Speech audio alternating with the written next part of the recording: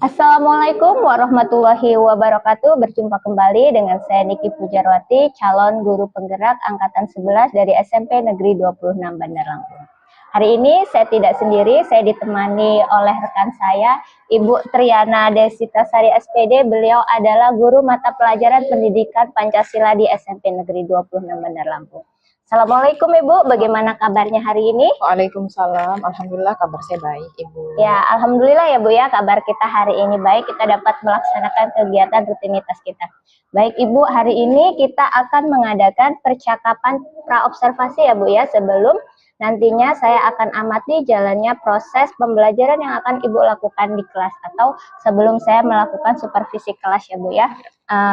Adapun tujuan diadakannya supervisi ini adalah untuk mengetahui dan juga mengevaluasi jalannya proses pembelajaran yang akan Ibu laksanakan. Dan kenapa kita hari ini harus mengadakan percakapan praobservasi ya Bu ya, karena sebagai persiapan awal Ibu melaksanakan kegiatan pembelajaran supaya Bu Triana ini lebih siap, percaya diri, dan akhirnya nanti pembelajaran yang Ibu berikan kepada murid itu adalah pembelajaran yang terbaik. Begitu ya Bu kira-kira alasannya? Iya, oke. Oke, ya Bu, pada kesempatan ini ada beberapa pertanyaan yang ingin saya sampaikan kepada Ibu Triana. Yang pertama adalah terkait dengan tujuan pembelajaran. Nah, menurut apa tujuan pembelajaran yang ingin Ibu capai? Oke, berdasarkan rancangan pembelajaran yang sudah saya susun, tujuan pembelajaran pada saat pertemuan yang akan datang itu adalah penetapan Pancasila.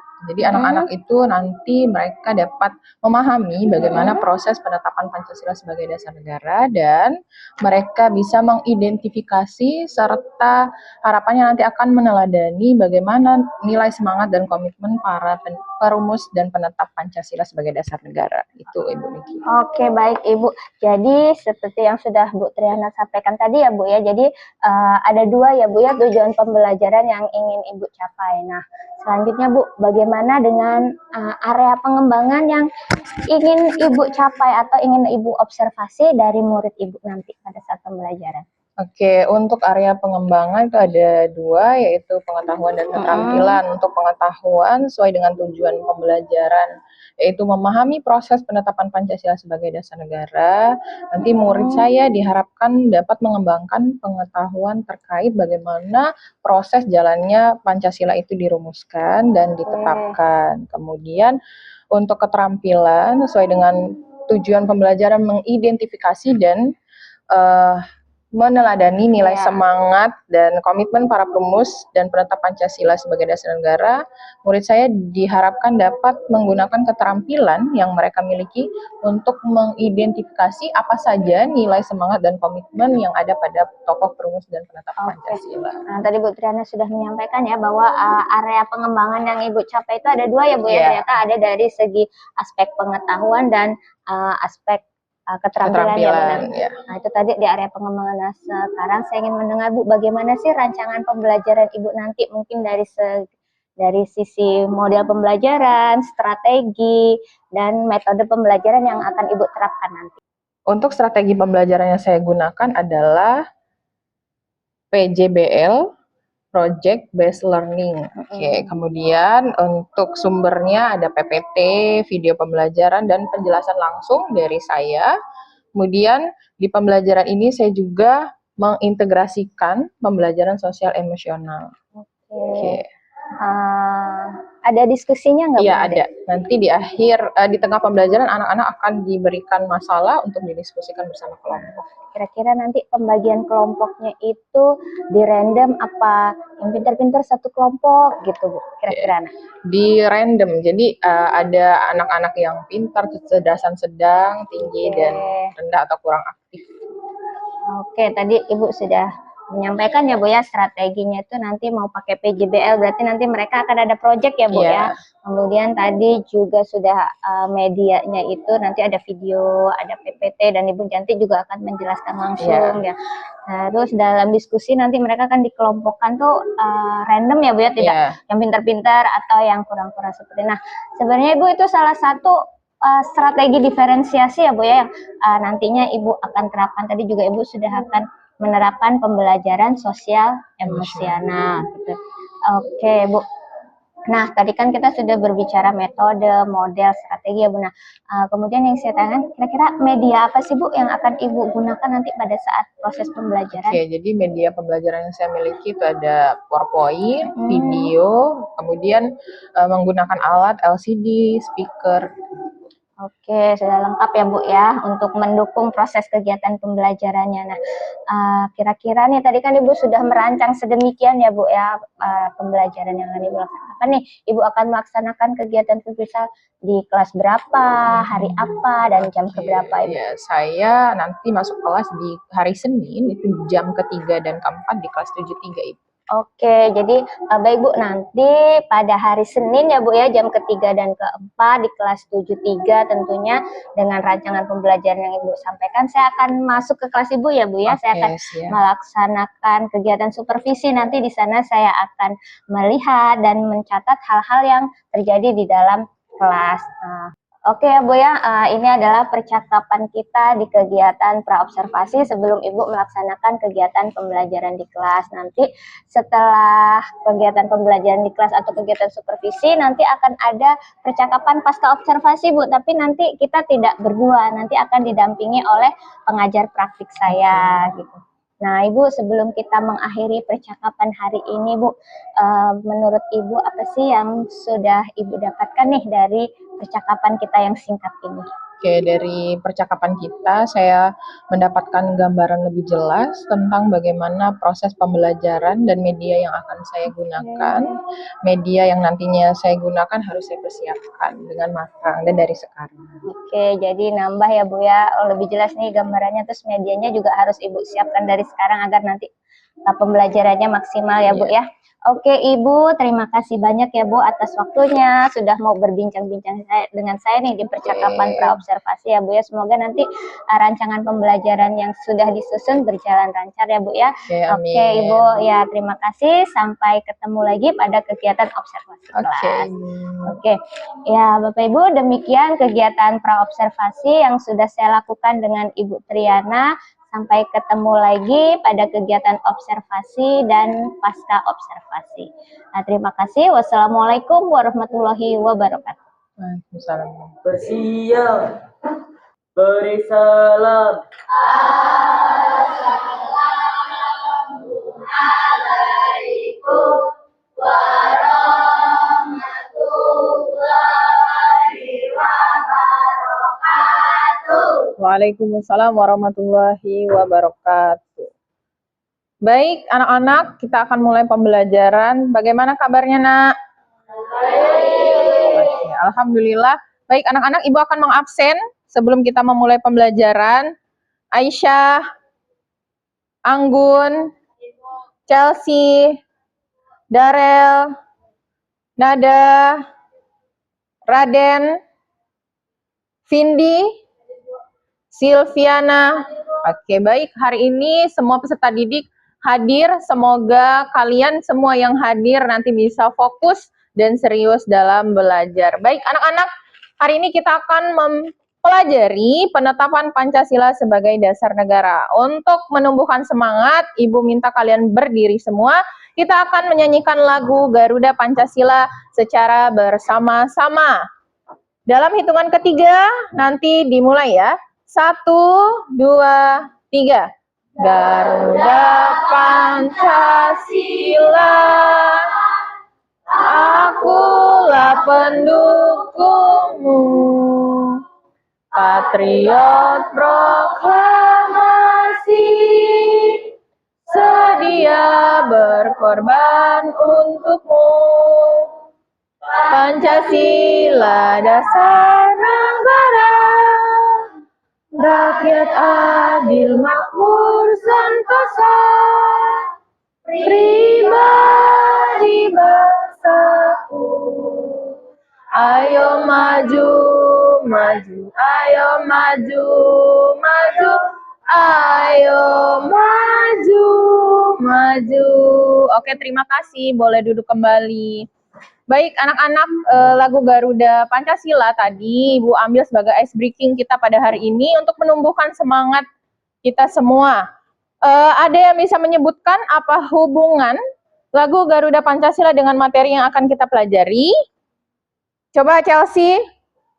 Ya, silahkan. Apa hubungannya lagu Garuda Pancasila dengan materi yang akan kita bahas, yaitu penetapan Pancasila sebagai dasar negara?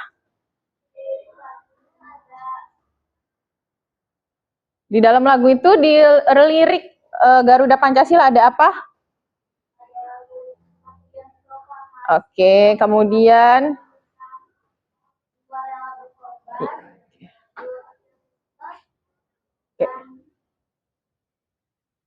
sudah?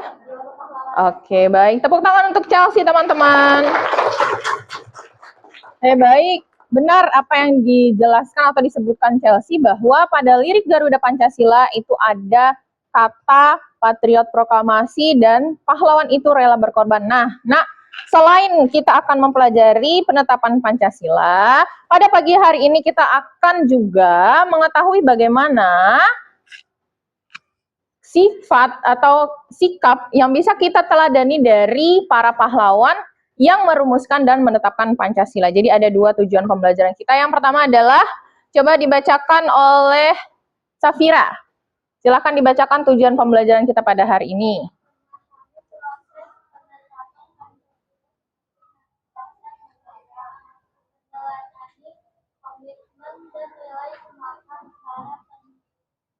Dalam proses penetapan.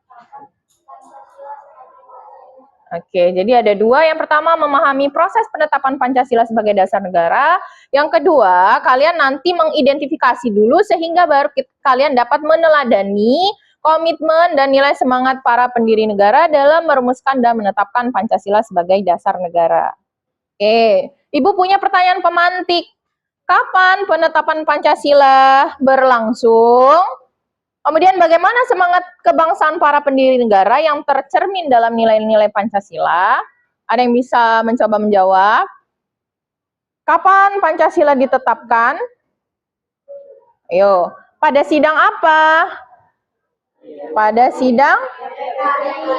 Jawab, pada sidang BPUPKI itu kurang tepat. Ya, kalau perumusan Pancasila baru pada sidang BPUPKI. Tetapi kalau penetapannya terjadi pada sidang PPKI. Oke, baik. Kalian, kita saksikan dulu ya bersama-sama. Ini adalah materi tentang penetapan Pancasila. Kalian bisa mencatat hal-hal penting yang ada pada video ini. Kemudian nanti baru Ibu akan memberikan penjelasan sebagai penguatan. Hai, Assalamualaikum warahmatullahi wabarakatuh. Ketemu lagi dengan saya, Widya Kusmawardani. Hari ini kita akan membahas materi mengenai penetapan Pancasila sebagai dasar negara. Oke, kita tulis dulu judul materinya. Nah, ini ya, materinya mengenai penetapan Pancasila sebagai dasar negara. Anggota dari BPUPKI ini terdiri dari orang Indonesia dan orang Jepang. Nah ya, jadi pada tanggal 7 Agustus 1945 ini BPUPKI dibubarkan. Pertanyaannya, kenapa BPUPKI ini dibubarkan? Jawabannya, karena BPUPKI ini sudah selesai. Jadi BPUPKI dibubarkan alasannya karena BPUPKI ini sudah selesai melaksanakan tugasnya. Ya, tugas dari BPUPKI itu yang dilaksanakan adalah untuk merancang Pancasila. Pada video sebelumnya sudah saya jelaskan bahwa pada sidang pertama itu konsep dari Pancasila itu dijabarkan oleh 3 orang tokoh, ya, yang mana konsep dari Pancasila ini kemarin dijabarkan oleh yang pertama, hari pertamanya adalah Sutomo, hari keduanya adalah M. Yamin, dan yang ketiga adalah Insinyur Soekarno. Nah, jadi konsep Pancasila ini lahir dari pemikirannya Soekarno, ya, Insinyur Soekarno. Nah, kita lanjut. Jadi setelah BPUPKI ini dibubarkan, maka yang kedua dibentuklah PPKI, ya. PPKI ini merupakan organisasi buatan negara Jepang juga, ya, sama dengan BPUPKI ini, ya. PPKI ini diketuai oleh Soekarno. dan wakil ketuanya adalah Muhammad Hatta.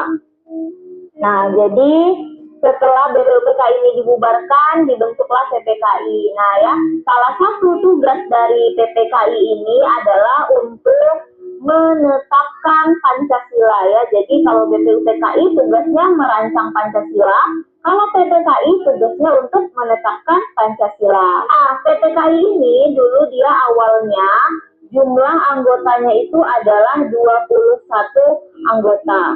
Namun anggotanya ditambah lagi sebanyak 6 orang. Jadi total dari anggota BPUPKI ini adalah sebanyak 27 anggota. 9 Agustus, Muhammad Hatta, Soekarno, dan Rajiman Widodiningrat berangkat ke Dallas untuk membahas pembentukan PPKI. Ya. Oke, kemudian mereka bertiga tokoh ini kembali ke Indonesia pada tanggal 14 Agustus. Nah, pada tanggal 14 Agustus, Soekarno bersama tokoh lainnya meminta untuk segera menambah anggota PPKI menjadi 27 orang. Oke, baik, Nak. Tadi Ibu sudah menjelaskan dan dari video pembelajaran juga sudah dijelaskan bahwa penetapan Pancasila sebagai dasar negara itu terjadi pada tanggal 18/1945. Nah, sebelumnya PPKI dibentuk pada tanggal berapa? Oke, bagus. Dan pada tanggal berapa Jepang menyerah pada Sekutu? Oke, ya. Oke, baik. Itulah materi kita tentang penetapan Pancasila dan nilai komitmen para pendiri negara. Ibu punya tugas kelompok. Silakan kalian diskusikan bersama kelompok kalian. Kalian pilih 5 anggota PPKI, kemudian kalian cari biografi atau biodata singkatnya, kemudian kalian gali nilai apa saja yang terdapat pada tokoh yang kalian pilih, ya. Kemudian kalian bisa menuliskannya dalam bentuk makalah, poster, atau mading sederhana atau clipping sesuai dengan minat dan bakat kalian pada kelompok. Ada pertanyaan tentang tugas? Ada pertanyaan tentang tugas yang Ibu berikan? Tidak. Oke, baik. Silakan diskusikan bersama kelompoknya. Berapa anggotanya? 4 misalnya. 5 anggota PPKI. Misalnya siapa? Kasman Singodimejo. Oke, beliau berada di mana? Kalian cari biografi singkatnya saja. Kemudian kalian cari nilai yang ditampilkan di kelompok tadi yang kalian pilih. Yang dipilih anggotanya siapa saja? Kasman Singodimejo. Oke, kemudian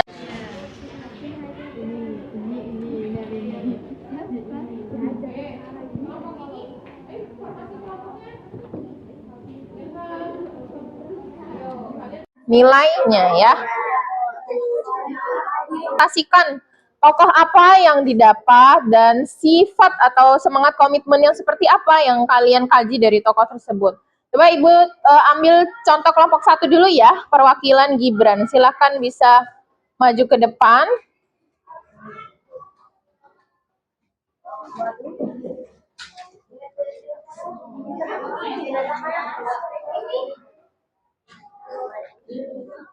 Kelompok yang lain diperhatikan ya, Nak. Ya, baca. Ya, boleh bergeser kalau kena slide. Dr. Kanjeng Raden Tumenggung Rajiman Widodiningrat lahir pada 21 April 1879 di Lokiangan, Yogyakarta. Putra pertama keluarga Sutrodono ini merupakan anak yang sangat didambakan dan dicita-citakan dapat mengharumkan nama orang tua, berbakti kepada orang tua dan menjunjung tinggi keluarga di kemudian hari. Sejak kecil Rajiman dididik disiplin untuk bekerja keras, saja sabar dan sabar. Oke, jadi kelompok 1 salah satunya mengambil tokoh yang bernama Rajiman Widodiningrat ya. Kemudian apa saja nilai semangat komitmen yang didapatkan dari tokoh Rajiman, Gibran? Oke, ada semangat berkorban ya, pekerja keras dan sabar dan kesatria. Oke, baik, tepuk tangan untuk kelompok 1. Silakan boleh duduk kembali. Ya, itu adalah gambaran dari kelompok 1 yang sudah mendiskusikan satu tokoh. Nah, kalian bisa melanjutkan dan nanti kalian bisa menuliskan ya sesuai dengan kreativitas kalian dalam bentuk poster, makalah, atau mading sederhana. Oke, baik. Untuk menutup pembelajaran hari ini, Ibu akan mengajak kalian merefleksikan apa saja yang kalian peroleh pada pertemuan hari ini. Siapa yang mau mencoba merefleksikan apa saja materi yang didapat hari ini? Ayo, siapa yang mau? Vindi, boleh. Silahkan. Kita sudah belajar tentang apa, Vin? Oke. Kemudian, selain penetapan Pancasila, kita juga sudah belajar semangat persatuan yang menjadi bagian dari komitmen para pendiri negara ya dalam merumuskan dan menetapkan Pancasila. Oke, silakan duduk. Boleh ditambahkan Ubaidillah. Oke, silakan berdiri, Nak. Tambahkan apa saja tadi yang sudah kita pelajari pada hari ini. Oke, tentang pembubaran BPUPKI dan dilanjutkan pembentukan PPKI sebagai badan yang memiliki tugas menetapkan Pancasila sebagai dasar negara. Oke, terima kasih untuk Aisyah dan Ubaidillah. Kasih aplaus buat temennya. Oke, baik. Ibu mau tanya, perasaannya setelah belajar, apa perasaannya Darel? Apa? Oke, mendapatkan ilmu yang bermanfaat. Senang nggak? Happy nggak? Senang. Oke, baik. Anak-anak ibu, mungkin ini menjadi akhir atau penutup pembelajaran kita pada hari ini. Semoga apa yang kita pelajari hari ini dapat bermanfaat, terutama bagi kita semua dalam kehidupan sehari-hari, yaitu dapat meneladani sikap dan semangat komitmen para pendiri negara dalam perumusan dan penetapan Pancasila sebagai dasar negara, ya. Rela berkorban, solidaritas satu sama lain, dan seterusnya. Baik, Ibu tutup. Billahi taufiq wal hidayah. Wassalamualaikum warahmatullahi wabarakatuh. Waalaikumsalam warahmatullahi wabarakatuh.